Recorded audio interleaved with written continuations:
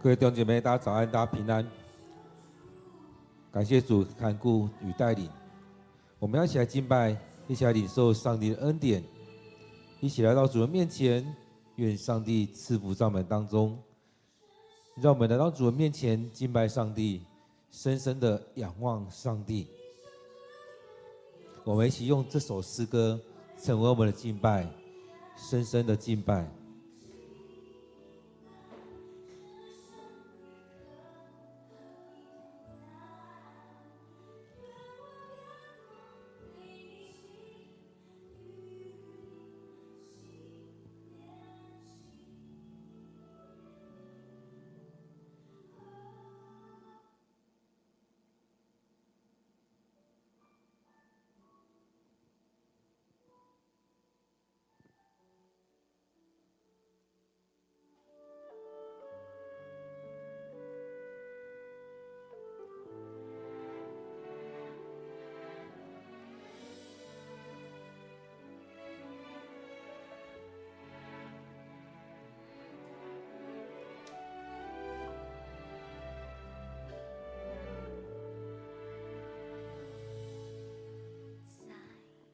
心门不停地叩门，渴望爱我，每天与我同行，越认识你，越深爱你。哦，耶稣，我的喜乐满足。我心中不停地叩门，渴望爱我，每天与我同行，越认识你，越深爱你。哦，耶稣，我的喜乐满足。深深地敬拜，深深地献上我的爱，一生只愿用生命来回应你的爱。深深地敬拜，深深地渴望同在，愿我更多被你吸引，与你心连心。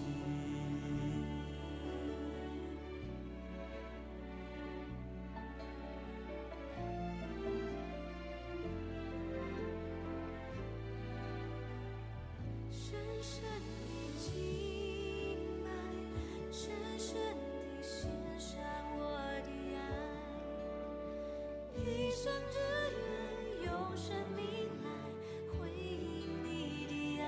深深地敬拜，深深地渴望你同在，愿我更多被你吸引，与你心连心。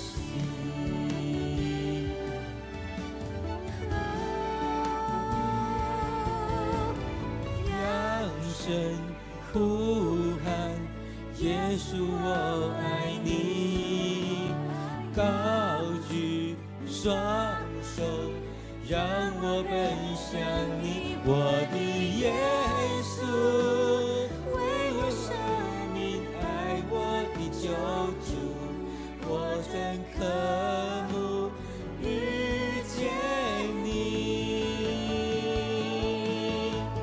扬声呼喊，耶稣我爱你，高举双手，让我奔向你，我的耶稣，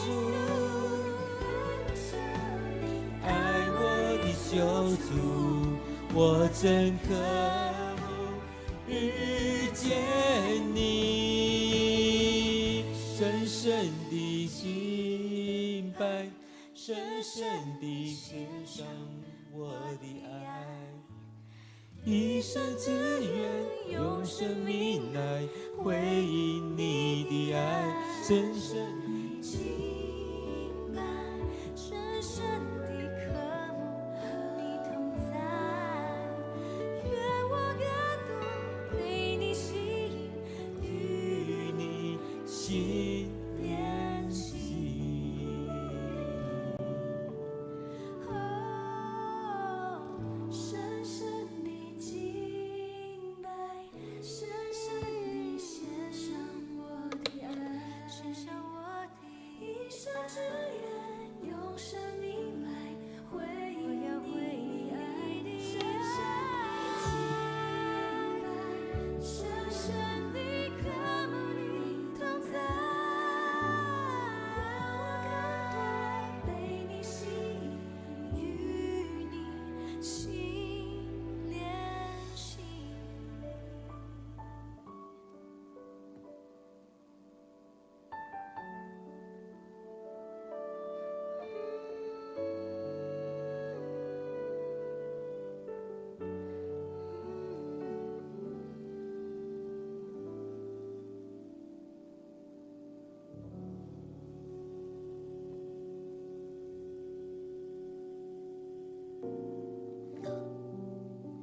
亲爱的主，愿我们更深的来到你面前，与你同在。愿主你吸引我们，不是我们做了什么，而是主你先拣选我们。亲爱的主，恳求你帮助我们，让我们生命当中有主你的恩典与带领。主啊，你在我们生命里面叩门，要我们开门，让你进来。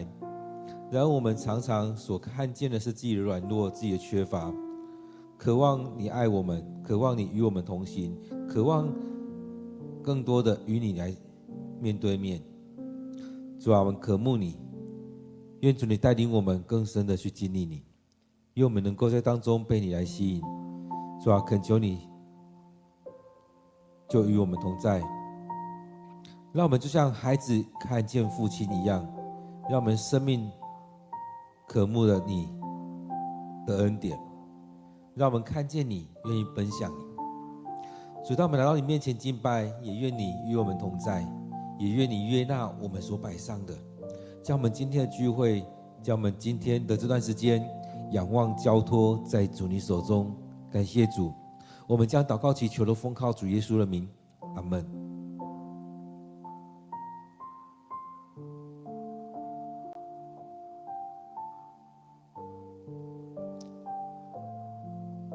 各位弟兄姐妹，大家早安，大家平安。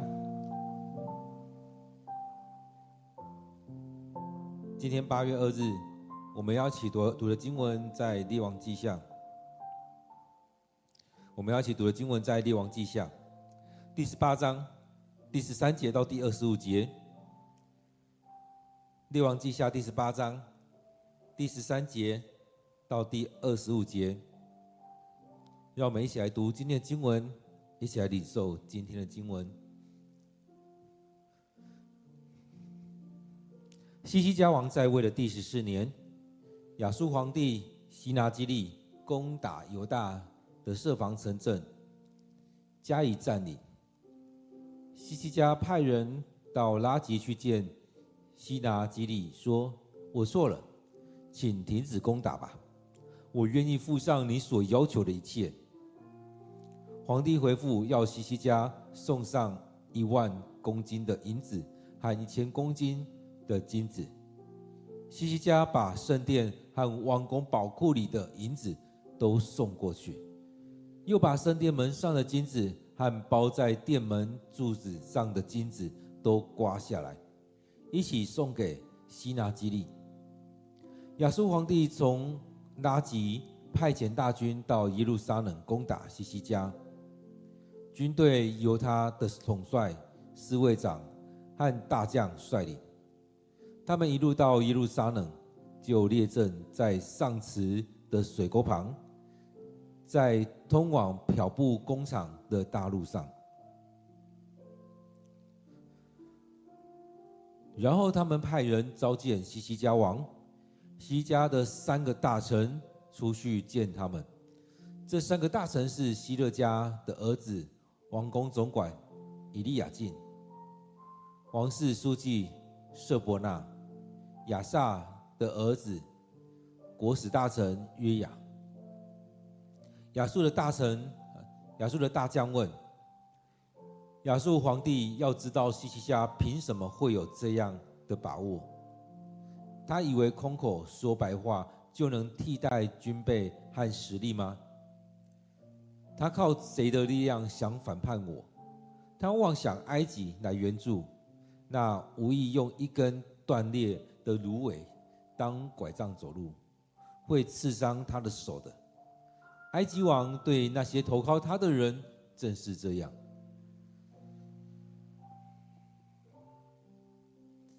亚述大将继续说：也许你们要说，你们所依靠的是上主，你们的上帝。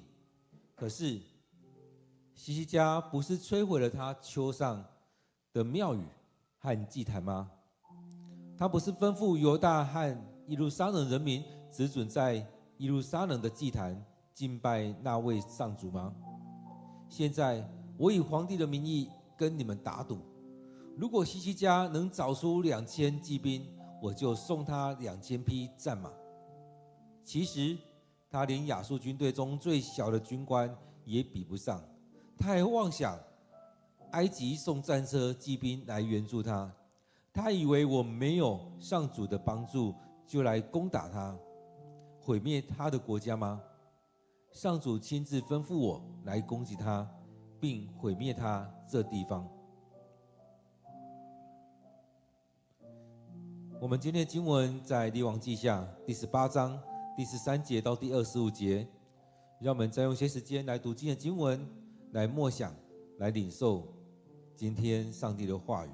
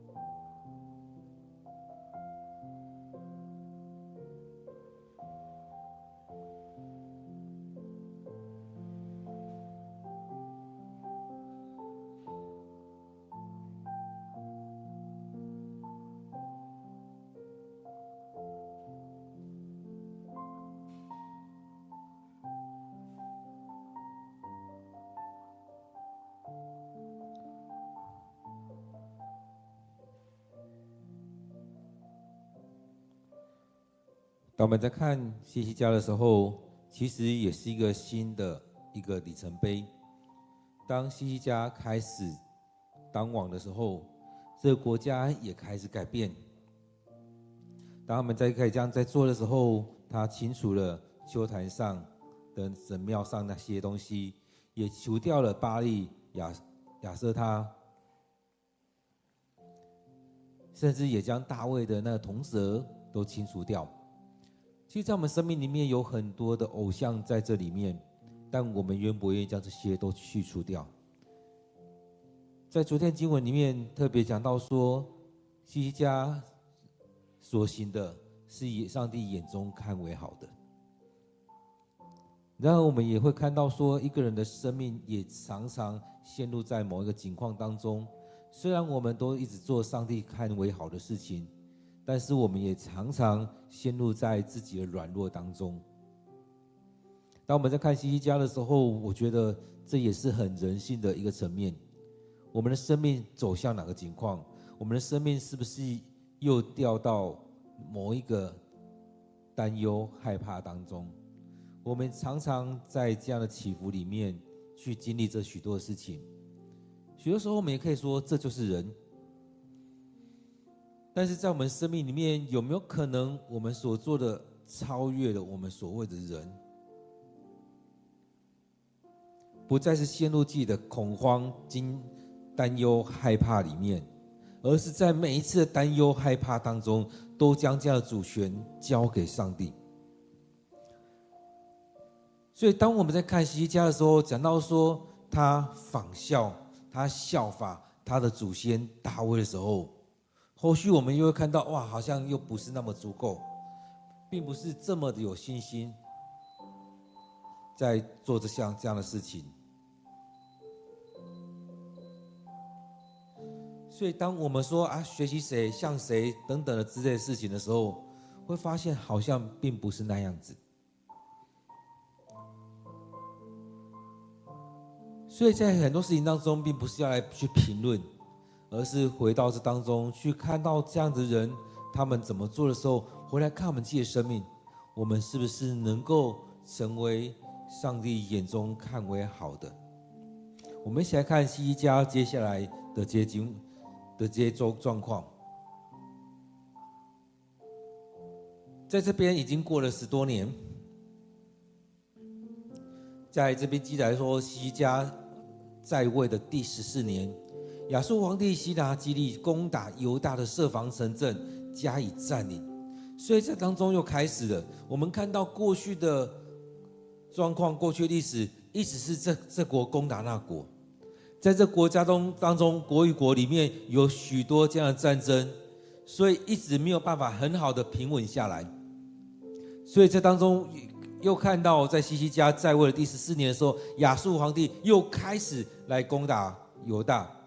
所以这当中我们看到希西家他去巩固这许多的城镇，但是这样的攻打还是继续的在发生。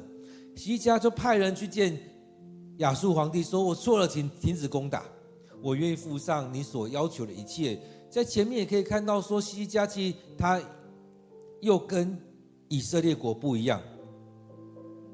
以色列他不愿意听从上帝的话语，他没有跟随，所以那时候我们可以看到这个国家他们就被攻打下来，就被掳了。而昨天的经文里面讲到说，南国希西家跟北国是不一样的，所以当他依靠上主的时候，在这样战争当中，上帝成为他的依靠。所以昨天经文当中也有提到说，不论他做到什么事，上帝都给他亨通，上帝都祝福他，甚至他可以攻击其他国家，甚至他可以攻击非利士，他可以得到非利士的土地等等的，他的国势是强盛的。然而后来我们看到，当他面对了亚述的时候，事情就有一个转变，就不再是那样的强盛的，而是有许多自己生命里面的软弱。其实当我们看到这许多经文的时候，都让我们思想到我们生命里面是走到什么样的情况，在这许多的事情里面，是不是我们又陷入在自己的软弱当中？所以在这里面看到说，他派人去说：“我错了，请停止攻打吧，我愿意付上你所要求的一切。”而这皇帝也就顺势要求他奉上10000公斤的银子和1000公斤的金子。所以很多时候我们就是如此，看到一些情况就担心害怕，然后就不敢做。其实在很多时候圣经里面都跟我们说要刚强壮胆，跟约书亚也这样说，跟许多的人都这样讲，我们要刚强壮胆。面对这许多情况，我们要刚强壮胆。但是我们也确实跟这很多的王一样，面对这样许多情况的时候，那些丘坛、那些柱像、那些亚舍拉女神等等，我们都不敢把它移走。我们怕得罪谁，我们怕别人怎么样怎么样。但是我们要回来的是，看上帝要我们怎么样。我们在当中，当我们在敬拜、在祷告的时候，要去看上帝要我们怎么做。所以在昨天的经文里面，让我看到的是，即使是摩西所设立的这铜蛇，该打掉就打掉，因为它已经变质了。当我们回到那个经文的时候，是因为人民的不顺服，所以上帝才让蛇来咬他们，上帝才让摩西设立的这铜蛇，让看到的人他的身体就好了。但是并不是让他们去拜这个铜蛇。有没有发现我们的生命里面常常画错重点？因为画错重点，所以让我们生命走偏差了。所以昨天我们一直在谈我们的传统、我们的历史，这许多的事情，但也很重要是要让我们去看见我们生命里面有没有跟随上帝，我们那个传统历史我们有没有走错了。我们常说我们要这传统怎么样怎么样，但是我们是跟到哪个传统？之前所分享的那个传统是伊罗波安的传统，还是大卫的这个传统？是不是我们常常走偏了？所以回来看，当我们在跟随上帝的时候，我们所跟随的是自己的想法，是我们传统，还是上帝的话语？因此这边我们继续看，这边讲到说，希西家这样回复亚述王之后，他说要10000公斤的银跟1000公斤的金，所以他就真的回去预备这些东西，把圣殿和王宫宝库里的银子都送了过去，然后甚至还把圣殿里面门上面的金子和殿门柱子上面的金子都刮了下来，去送给亚述王。所以在这个过程当中，是不是又开始有一个状况出来，就是遇到某个情况，我们就开始不是依靠上帝，而是去搜刮上帝的东西，而是去单单的附和亚述王而已。我们生命里面是不是一直陷入在这情况当中，我们没有很好的去回应上帝？所以我们看到的是眼前我所需要的，我所需要给的，我就去把它刮下来，去给亚述。所以当中我们是不是也是如此？没有看重圣殿，没有看重教会，没有看重礼拜堂。其实我们常说礼拜堂这硬体并不是最重要的，但是在这样硬体的东西里面，是不是让我们来看我们的生命，我们的心是在什么样的情况当中？最重要的是这一点。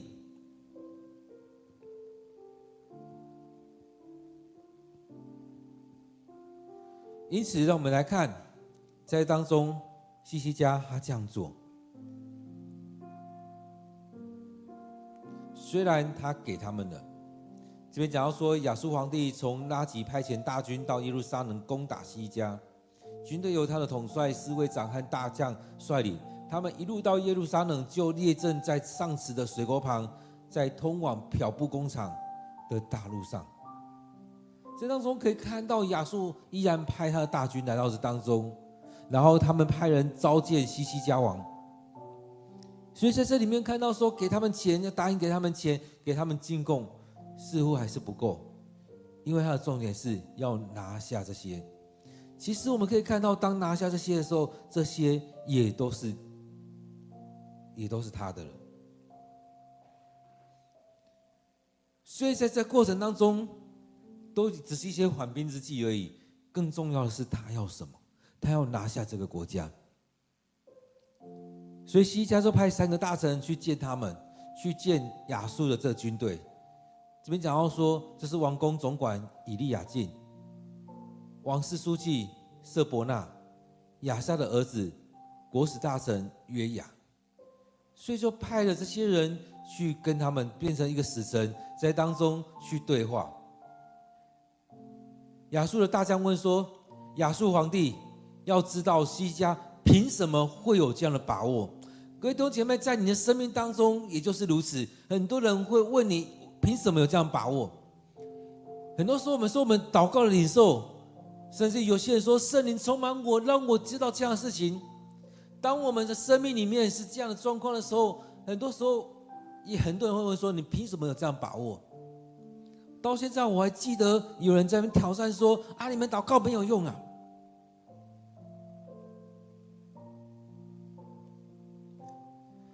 其实我们会遇到这样很多这样的挑战，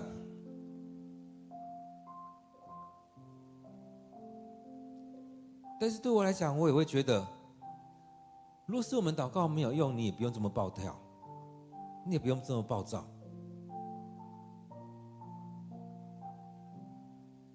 所以讲这样话语的人，其实他的生命很大的问题，在他生命当中，他应该有很多的生命的状况在当中，甚至他的信仰也是很大的问题，所以才会讲出这样的话。你们的祷告是没有用的。那种讲话也是某一种的骄傲在当中，他自以为他的能力是最好的。因此在当中也让我们回来看，在这样的生命的境况里面，其实他还凸显他生命的骄傲，他生命的境况，但是他没有意识到他生命有很大的问题。然而回到我们生命里面，当我们不去评论别人，我们回到我们自己生命里面来看的时候，也会看到当人家这样挑战你，你要怎么去回应？你要怎么去面对这样的挑战？所以亚述对他们来讲，会觉得你们凭什么？你们已经没什么战力了，你们凭什么有这样的把握？甚至调侃他们说，以为空口说白话就能替代军备和实力吗？他靠谁的力量想反叛我？所以这边讲到说，他们凭什么要反叛我？他手上的军备有我们强吗？他的军队有我们强大吗？所以在这许多事情里面，都会去看究竟是走到什么样的情况，他靠谁的力量想反叛我？当现在的国家也是一样，当俄罗斯要攻打乌克兰的时候，也会觉得乌克兰应该是软弱无力的。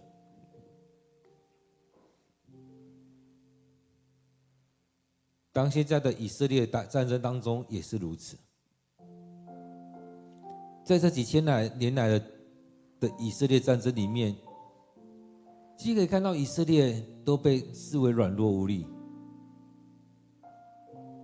在他立国的时候，多国跟他战争，倚靠上帝赢了。虽然这时代大家会觉得是以色列在攻打他周围的这些人，在欺负他周围这些人，但是我们可以去研究在当中战争里面究竟发生了什么。所以在这许多事情当中，我们都可以去了解，在这过程当中，其实有许多时刻，在这样战争里面，或者是说在以色列战争，在许多战争里面，那些被视为软弱的，并不尽然是软弱的。所以当我们在许多的事情当中，我们也被视为是软弱的，是无力的，被视为随便打都可以拿下来的。其实也如同现在台湾一样，台湾一直是被认为是很小的一个地方，但是在这么小的一个地方，我们是依靠什么？依靠自己的军备吗？依靠人民吗？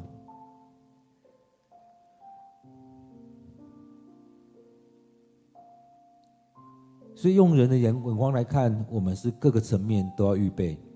我们人要预备好，我们的军备要预备好，我们要将这许多事情更多的仰望在上帝手中。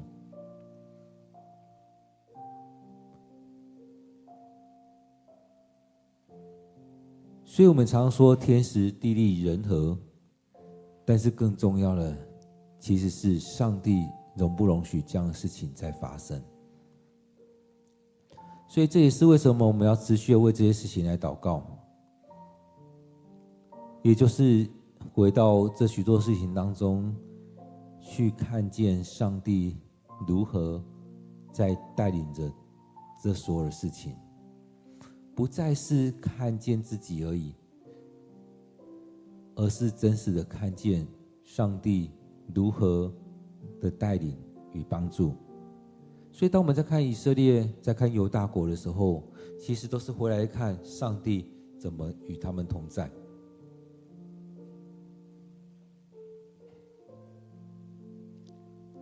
所以他们也继续挑衅说，他妄想埃及来援助，那无意用一根断裂的芦苇当拐杖走路，会刺伤他。埃及对那些投靠他的人正是这样。所以可以看到，埃及其实也没有太大的能力去帮助他们了。其实这也是中国所在处理的，不要一直说你要靠日本、靠美国，你靠日本、靠美国是没有用的。所以这当中我们不是在靠谁，但是我们也需要有些人来帮助我们。但是更重要的是，我们要能够自立。我们要能够自己来保护自己，更重要的是，我们要将这些来仰望在上帝的手中。这亚述的大将继续说：“也许你们要说，你们所倚靠的是上主，你们的上帝。”这也是让我们想到，其实我们常常遇到有些人去搪塞你的嘴巴，不让你去说了什么。他说：“你们是不是又要讲这个了？是不是又要讲这个了？”但在我们生命里面，我们被讲中了，又怎么样呢？表示他们知道我们的情况，甚至他们害怕这样的情况的发生。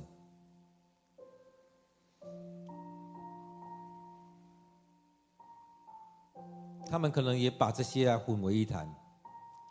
这边讲到说，希西家不是毁了他丘上的庙宇和祭坛吗？他不是吩咐犹大和耶路撒冷人民只准在耶路撒冷祭坛敬拜那位上主吗？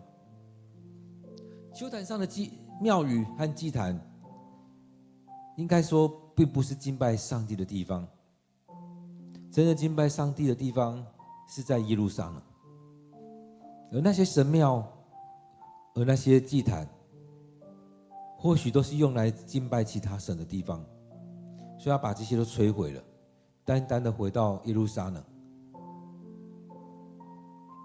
其实很多人搞不懂基督教在干嘛，搞不懂你在做什么，搞不懂你们在信什么。但是很多时候可以这样讲，别人搞不懂没关系，你自己要清楚，你自己真的要单单的仰望依靠上帝。所以他这边其实我们可以看到这些将，这些亚述王的军队，他们是很看不起，甚至他们要用这样心理战去打压。所以说我以皇帝的名义跟你们打赌，如果西家能够找出2000骑兵，我就送他2000匹战马。你就看不起，就觉得你们的战力也就不过是如此而已。所以用了各种语言、各种言论在欺压人，在做这个心理战。最后他这边也讲到说，连亚述军队中最小的军官也比不上，他还妄想埃及送战车骑兵来援助他。或许他讲出来的也是希西家的现况，有可能也是他那时候的现况。所以他讲这些的时候是在嘲笑，也就是我看你们打不起来，看不起你们，你们根本没有这样的能力。他以为我没有上主的帮助来攻打他，毁灭他的国家吗？上主亲自吩咐我来攻击他，并毁灭这地方。其实我们可以看到列王记里面有几次这样的状况，他们用这样的言论在刺激着以色列或犹大。所以当我们在看到这样的情况的时候，你的生命里面有没有站立的稳？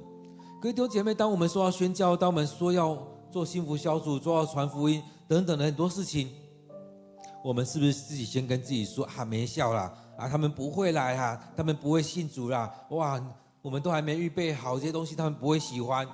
我们是不是先自己做了这些事情？因为我们觉得不会有人来，因为我们觉得不会有人信主最好不要做这件事情最好。是不是我们用尽了各样的理由，让我们可以不用去从事这样的事情？是不是我们用尽了各种的理由，让我们不用去做传福音？是不是我们还没有做了，我们就先输了？各位弟兄姐妹，是不是在当中我们看到，当我们在面对这样征战的时候，撒旦的嘲笑，众人的嘲笑那个教会在这边的话没什么作用啦。跟你说，如果教会在这边没什么作用，他们连谈都不谈，也不用这么紧张。其实牧师来到这边10几年，我们看到各种攻击，各种的状况。当我们教会在这边没什么作用的时候，不只是这样讪笑出来而已，有很多的状况也会出来，甚至这教会自己没落掉了。当我们没有继续传福音，没有继续造就，没有继续那些东西的时候，这个地方其实内部会内战的更严重。其实我们当中就有一个教会就是如此，在这10几20年来一直在内战，一直在内耗。每个人都自己觉得我的信仰很好，我的状况很好。据说那个教会也是100多人，到现在面临可能要被关掉。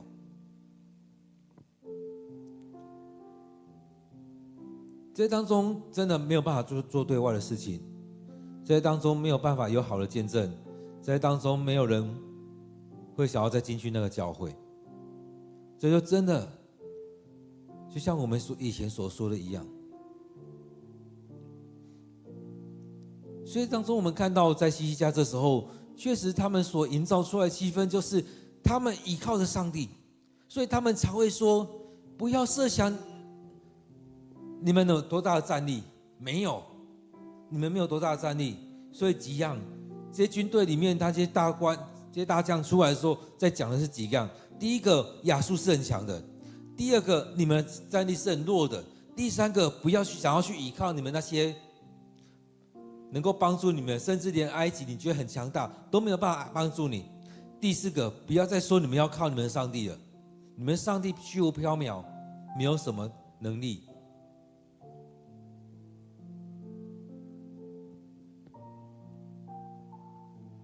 是不是当这样讲完之后，你会发现，如果真的我们这样听了，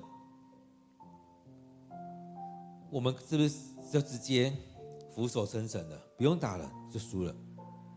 对方很强，我们很弱，没有朋友，上帝帮助不了你，那还可以依靠什么呢？所以这当中，当希西家仿效大卫的话，如果我们生命仿效大卫的话，我们的生命真实依靠上帝的话，我们来看大卫的做法是什么？歌利亚很大，确实很大，但是大不过上帝。我很小，但是我依靠上帝，我比你更有能力。没有朋友吗？我们有朋友。所以更重要的是第4个，上帝的能力在你之上。大卫跟歌利亚讲的，你依靠你自己的能力，你们的神，我依靠的是耶和华上帝。其实在过去的历史，过去的记载里面有很多这样的事件在发生，在我们当中也是如此。各位弟兄姐妹，当我们开始面对这生命的许多问题，甚至面对到传福音、宣教的问题，我们都是先怕起来放。当我们开始在做幸福小组，当牧师讲之前好几年讲了，我们要去做短宣。其实很多事情我们都担忧，都害怕，都不敢去做。但是当我们愿意降服在上帝面前，完全的交在上帝手中，我们就可以去经历大卫所经历的那些事情。他依靠上帝胜过歌利亚。所以这当中我们看到亚述的这些将领也真的很厉害，可以知道对方在想什么，知道他们在想什么，而这也真的是一种心理战，这也是那些征战人员在做的。所以先打垮你的心，当你的心被打垮之后，你就自然的降服了。这也是一般人其他宗教在用的，把你的生命、把你的信心打垮之后，那你也只能在当中降服下来了，不能靠其他的，那就只能依靠我了。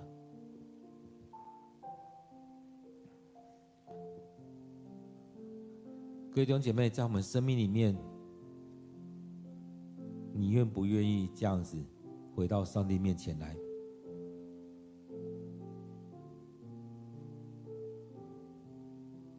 让我们有点时间回到上帝的话语，来默想今天的经文，来思想上帝要怎么样来带领。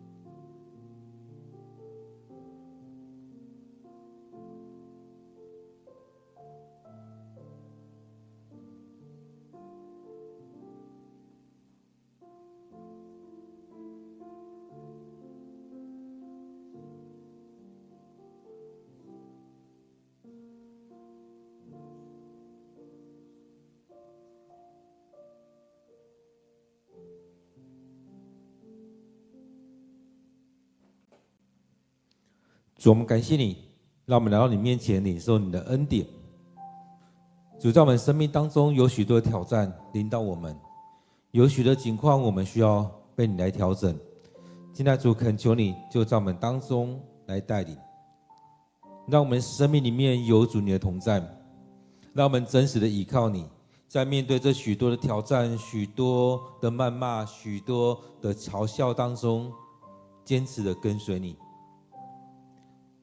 主，我知道这都很不容易，也恳求主你的圣灵就在我们当中陪伴着我们，陪伴着我们这许多弟兄姐妹，也特别是让我们这些身体病痛的弟兄姐妹，在受伤、在生病、在医治治疗、在休养，在各方面的时候，主你要与他们同在，陪伴着他们，让他们更深的去经历到主你的大能充满在当中。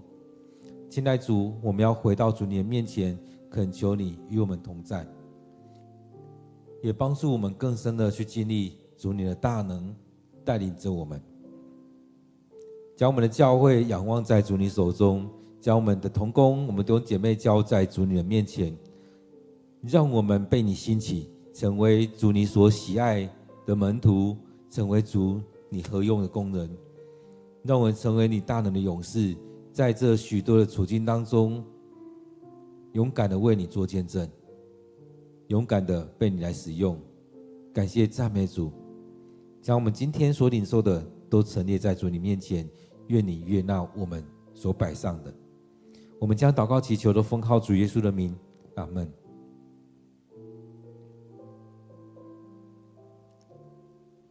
愿我们每天都有一段时间来到主的面前，来领受上帝的话语恩典。愿上帝赐福于你。